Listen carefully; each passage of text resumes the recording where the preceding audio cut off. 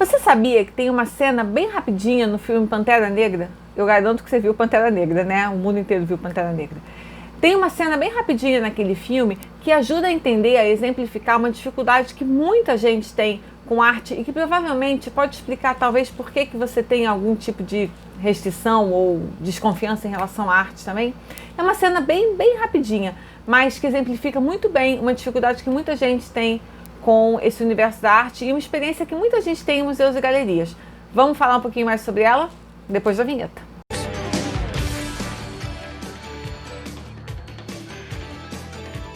Oi, eu sou Amanda Pontes aqui no Arte para Você e hoje eu vim conversar com vocês sobre uma cena do filme Pantera Negra que ilustra uma situação que muita gente já passou em museus ou galerias e que exemplifica muito bem algumas das dificuldades que as pessoas têm quando elas tentam se aproximar um pouco mais do mundo da arte. É uma cena que passa justamente no museu, no qual o Killmonger, o personagem do Michael B. Jordan, está observando um artefato de arte dentro do museu. Um homem se aproxima dele e diz, isso é, e tenta explicar o que é.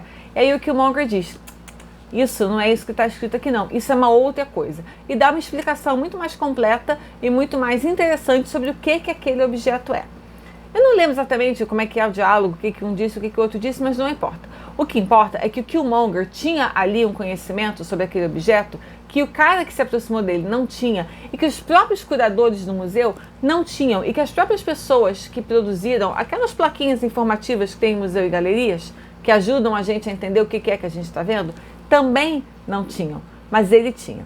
E por que isso é uma experiência tão comum em museu e por que essa cena que foi ali usada para tentar explicar, ilustrar a relação de Wakanda com o resto do mundo e por que essa cena ajuda tanto, é tão ilustrativa? Porque muitas vezes as coisas são colocadas em museus completamente fora de contexto. E isso não acontece só com as artes, digamos, não ocidentais. Não apenas com as artes dos lugares fora do mundo eurocêntrico, europeu, digamos assim.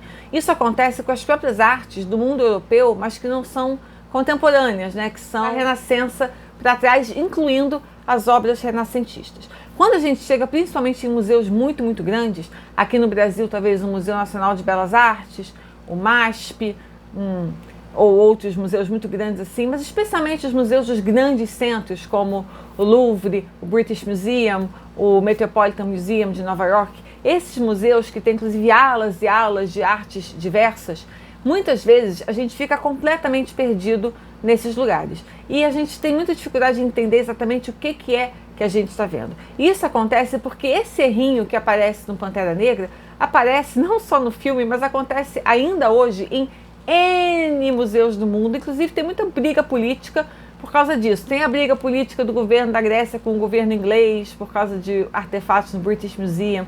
Tem briga de governo egípcio pedindo de volta artefatos que estão em capitais europeias ou norte-americanas ou em outras cidades espalhadas pelo mundo que eles acreditam que pertencem a eles. Tem povos islâmicos ou povos asiáticos reclamando da forma como as suas artes estão sendo representadas nesses museus mundo afora. Essa é uma briga bastante polêmica. Não apenas polêmica, mas de fato existe muita má explicação e muita má representação sobre o que as pessoas estão vendo nos museus. E não você que chega lá, interesse, com curiosidade, com vontade de aprender e vê aquele monte de coisa que já é confuso, né? Já é grande demais. E você está tentando entender o que é que você vê. E você vê aquela coisa completamente ali isolada, sem um contexto, sem um entorno para entender o que é que você está vendo. Isso de fato mais afasta do que ajuda. Como eu disse, principalmente isso acontece muito com artes, né, de lugares não europeus ou atualmente também não dos Estados Unidos, né, não eurocêntricos, não ocidentais.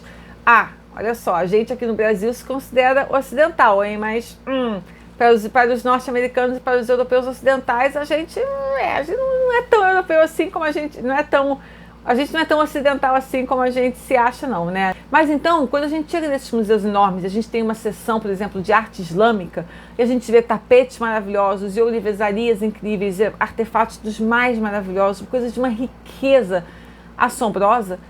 Muitas vezes, essa explicação que o Killmonger deu lá no Pantera Negra está faltando. E às vezes, muitas vezes, são atribuídos àqueles objetos coisas que na verdade nem são. Então, às vezes, você vê lá véu da noiva, ou vaso do rei, ou pia batismal, ou nomes assim, No caso de arte islâmica nem existe pia batismal, né? Mas assim, o equivalente. Então, assim, só que na verdade muitas vezes essas coisas não foram feitas, não foram atribuídas para aquilo que é colocado no museu. Inclusive o conceito de arte, como a gente conhece hoje, nem sempre existiu. O conceito de arte, né, essa ligada à estética, à fruição, apenas a uma coisa que traz prazer, a uma coisa que enriquece a alma, uma coisa que é para ser bonita e que é para fazer bem, que tem essa vontade de alcançar o belo, isso é uma ideia bastante recente assim, na história da humanidade, é uma coisa que veio do século XVIII, principalmente para cá. Antes, mesmo nas sociedades europeias, a arte era muito mais ligada à ideia de artefato, de artesanato, até de utilidade mesmo. As obras renascentistas, as grandes obras renascentistas, de todos aqueles mestres que a gente conhece do Renascimento, essas também são vistas fora de contexto. Elas não eram feitas apenas para serem obras de arte, para serem bonitas e apreciadas e elevarem a nossa alma. Não, não, não. Elas eram feitas para estarem em altares de igreja ou em salas de reis ou em salas de ministérios. Elas eram feitas para serem dadas como presentes de casamento. Então elas também não eram feitas ou pensadas para serem vistas numa parede de museu. Essa ideia só veio a se realizar como a gente conhece muitos séculos depois do Renascimento. Em algumas sociedades ela nunca sequer chegou a existir. A própria Grécia Antiga é um exemplo. Em todo grande museu do mundo que você vá, e eu usei esses três principais como exemplo, o British Museum, o Metropolitan em Nova York e o Louvre em Paris, em todos esses grandes museus você vai ter salas e salas e salas de chamada arte grega, né? Você vai ver uma série de esculturas muito parecidas entre si, você vai ver todos aqueles artefatos gregos, só que os próprios gregos não tinham sequer uma palavra para arte. Aquilo que a gente está vendo no museu como arte, para eles não era arte, porque esse conceito de arte nem sequer existia, né? Eles tinham a techné, eles tinham a ideia de artefato, a ideia de artesanato, a ideia de utilitário, mas arte pelo simples valor da arte, ou arte pela simples fruição, pelo aproveitamento estético, isso não existia, mas é isso que a gente procura lá, não é? É isso que a gente vai ver nas salas dos gregos. Não estou nem falando das múmias, né? Porque as múmias também, todo mundo sabe que não eram concebidas como arte, não estavam ali para serem entendidas como belas. E esse problema se repete em inúmeras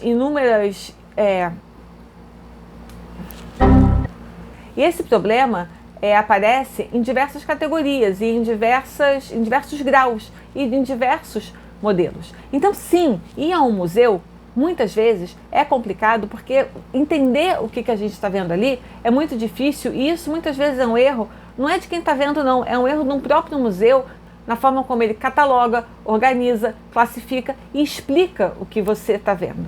Então, na próxima vez que você chegar a um museu desses, você tem que entender que aquilo que você está vendo não é para ser necessariamente uma arte que é para ser vista como a gente entende que a gente deve ver a arte hoje. A própria ideia que a gente tem de absorver e de entender uma obra de arte como uma coisa desinteressada também é uma ideia bastante recente. E o que é essa observação desinteressada? Essa observação desinteressada é quando você se coloca diante de um objeto de arte, seja ele qual for, ou arquitetônico, enfim, qualquer coisa que você foi ali observar e admirar, e você tem apenas com aquilo uma relação estética, uma relação de emoção. Você não tem nenhum julgamento político, nenhum julgamento filosófico. Então, se você chega, por exemplo, mediante as pirâmides do Egito, ou as igrejas antigas aqui no Brasil e em Minas Gerais, e você olha para aquilo e você pensa, quantos escravos morreram para construir essas pirâmides, ou quantos escravos morreram para construir essas igrejas, você não está tendo um pensamento desinteressado, você está tendo um pensamento carregado de juízos de valor. O pensamento desinteressado é aquele que se presta apenas à fruição estética, emocional e espiritual daquilo que você está vendo. E também isso é uma ideia recente. Então, quando você chega no museu e você vê que a grande maioria das coisas que está lá não foi destinada a essa fruição emocional, intelectual, espiritual, estética, se torna um pouco mais fácil entender por que algumas daquelas coisas que você está vendo talvez não causem isso em você. E não causam isso em você porque a preocupação de quem produziu isso não era causar isso mesmo. Então, talvez quando você olha para aqueles gregos todos iguais, e você pensa, eles são todos iguais? Sim, sim, Porque para os gregos não era importante a autoria individual, não era importante que você olhasse para aquela estátua e soubesse quem a fez. Pelo contrário, eles queriam mesmo que elas fossem todas iguais. E esse tipo de informação às vezes falta. E esse tipo de informação dificulta muito mesmo o nosso acesso ao entendimento do que é aquilo que a gente está vendo. E aqui nesse canal, ao longo de vários outros vídeos, a gente vai também destrinchando um pouco isso e a gente vai vendo que essa dificuldade, que não é causada pela gente, mas é causada pela forma como a arte está organizada, distribuída, catalogada e explicada aí mundo afora, pode ser também contornada com um pouquinho mais de curiosidade e informação. Se vocês estão gostando, deem aí o like, assinem o canal. Peço também sugestões de temas que vocês acham que podem ser interessantes aqui pra gente continuar conversando. E até a próxima. Tchau!